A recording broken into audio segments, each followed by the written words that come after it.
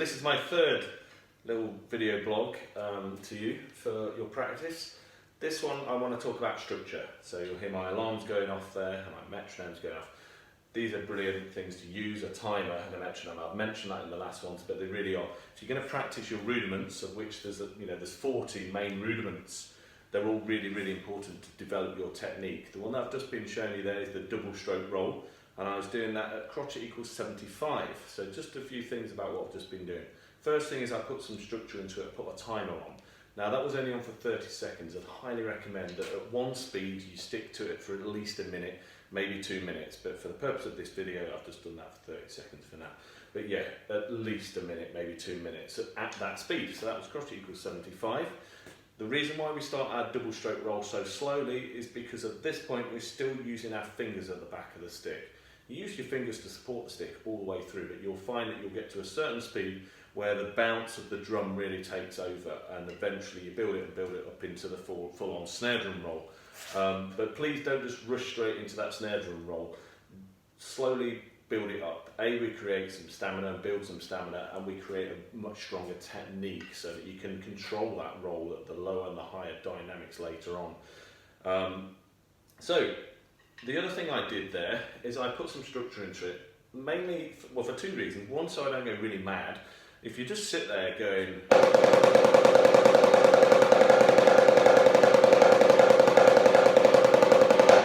there's two things that's going to happen. If you do that for a minute non-stop without a metronome, you're not going to help build up your sense of pulse and your internal pulse that's so important, and B, you may actually hurt yourself. That sounds really crazy thing, but the tendons down your arms, they can get really tight and tense. Yeah, I play the drums all the time, every day I'm playing the drums somewhere, and I don't really get too many pains in my arm. The problem is you can get those pains if you're doing the same thing. There's a thing called repetitive strain injury, so you can actually injure yourself by doing the same thing for too long, too often. So literally just by doing 3 bars of the double stroke roll and then doing a bar of crotchet flams, which is what I did in that first video. 2, 3, 2,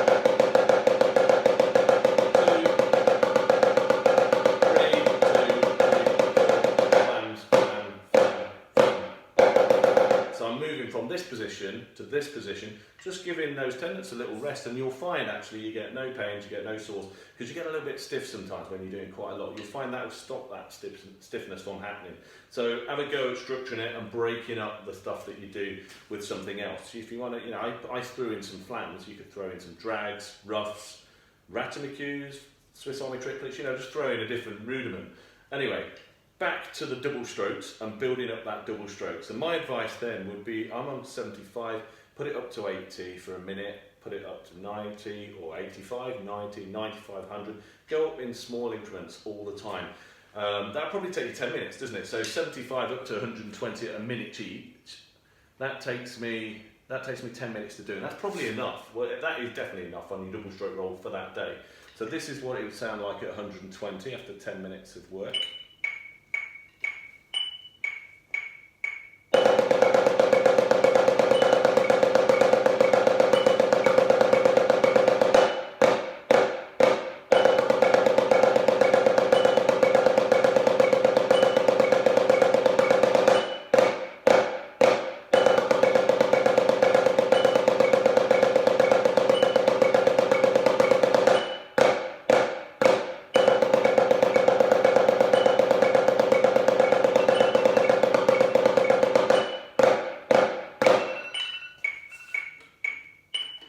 Okay, so we're getting a little bit quicker. Again, that's still pretty slow really for a double stroke roll.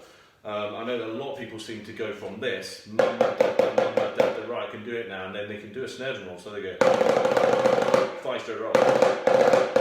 And no one does those tempos in between. Those tempos in between are really, really important to build up your technique. So please hold it back, hold it back. Each day you might be able to push on a little bit faster, so you can start a little bit further up the ladder sort of thing. So maybe start on 120 the next day, or 90 even. You don't have to go too quick too soon, but just a little warm up after you've done your warm up, a little exercise to do with your double stroke rolls. So the next thing, I'll just quickly whiz through to show you where you will get to, and maybe in 2 or 3 days time you're going to be starting about 120. Again, after 10 minutes, that takes us up to something like 165 after 10 minutes. So 165, I'll do this again for 30 seconds. So we're starting to use a little bit more of the bounce now and a little bit less of the fingers. The fingers are just controlling the stick.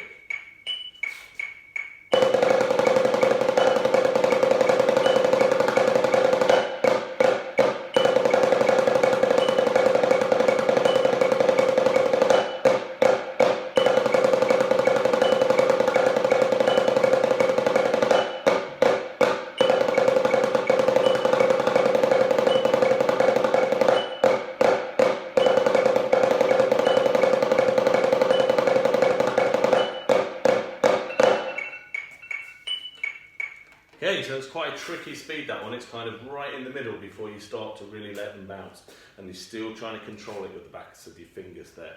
Okay, the next one up, so after another day or two, you know, don't do it in one session like I keep saying. You're going to get up to quite some fast tempo, so maybe you might get up to about 120. But just before I finish that actually and take it up to 210, sorry, will be another 10 minutes on from 165. I just want to talk a little bit about when the wheels fall off, because they will fall off. So let's say I got to 190. I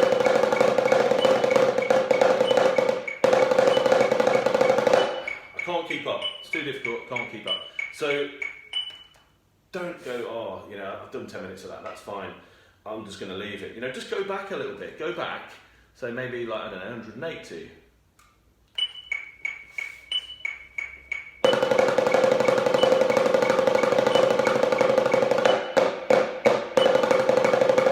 Good, so I'm coping with that speed. That's great, I feel good about that. I'll leave it at that for today and maybe make a little note that you got up to 180 quite comfortably, but at 190, you know, the wheels fell off. Anyway, let's keep going. I'll take it up to 210, just show you where we're at, because now you're starting to really let the sticks bounce. I'll do that for 30 seconds for you.